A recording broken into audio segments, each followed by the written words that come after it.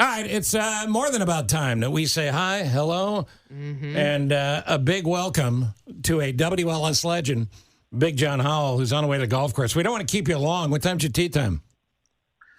Tee time is at 9:15 this morning. Oh, you got plenty of time. Ooh, all right. Do you warm up? I'm warming up right now. Yeah. Big John Howell did a total of how many years here? You know, that's somewhat in dispute. I always thought it was 8, but when I left last year, they said 9, but that may have been a clerical error. I'm not quite sure. I've lost track. Okay, well, that's a long time to be at any show business property of any kind. That's right. Always enjoyed hanging with you and working with you. We actually go back to another facility, which should be called a facility.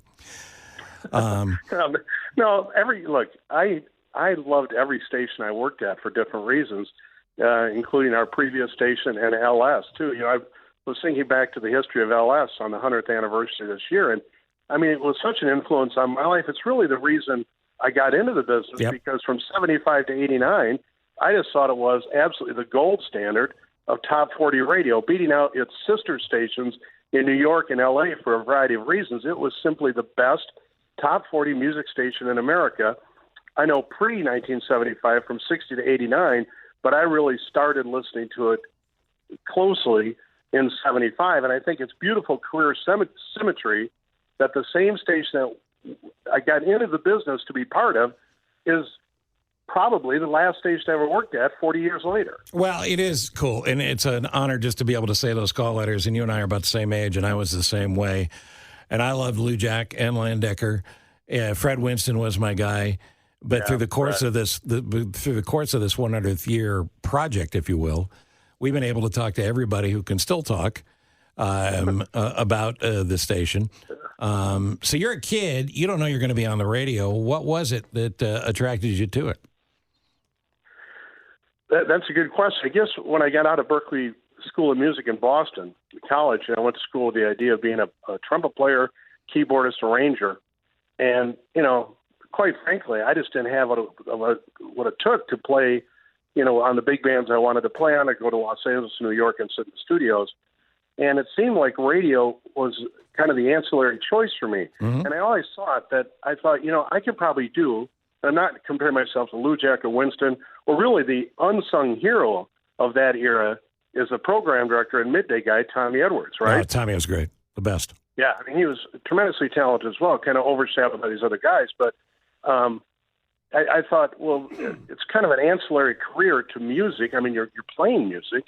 And I love the showbiz aspect of it.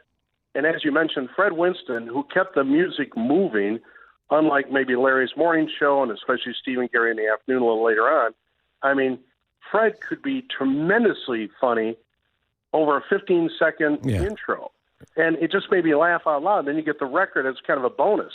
I mean, it was just such a well-run station. And the production elements, whoever was the production director in those days, and the evening guys, Chuck Buell and Chris Eric Stevens, and then Chuck Britton. Man, Landecker may be the best nighttime disc jockey ever. Landecker, at one point, during Reagan's State of the Union speech, ran drops, music, and bits over Reagan's State of the Union speech.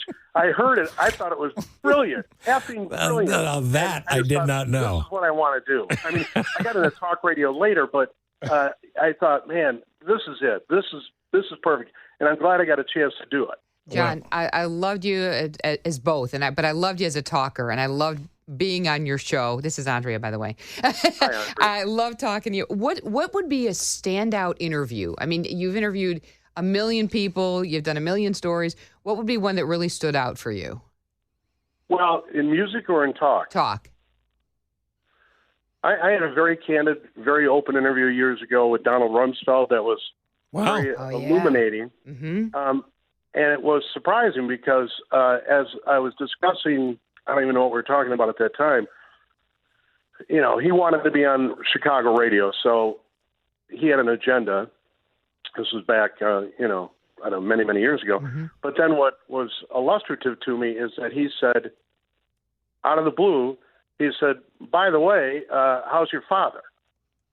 And I said, what, Mr. Secretary? he said, I used to go to your dad's pharmacy in Holland, Michigan. Come on. And I knew him quite well. That stands out just because he had done his homework. See, that's cool. That's very Those are the cool. stories that I like. It's very with cool. the backstories. Yeah, and I can give you a Barbara Bush one to match when she was the second lady. She was in St. Louis when I was on the air there, and she was there for illiteracy. And my brother has special needs, my older brother, and I told her about him. Okay, fast forward, it's 5 years later, whatever the case may be. She's the first lady, and she does a phone interview. She had a book out or something.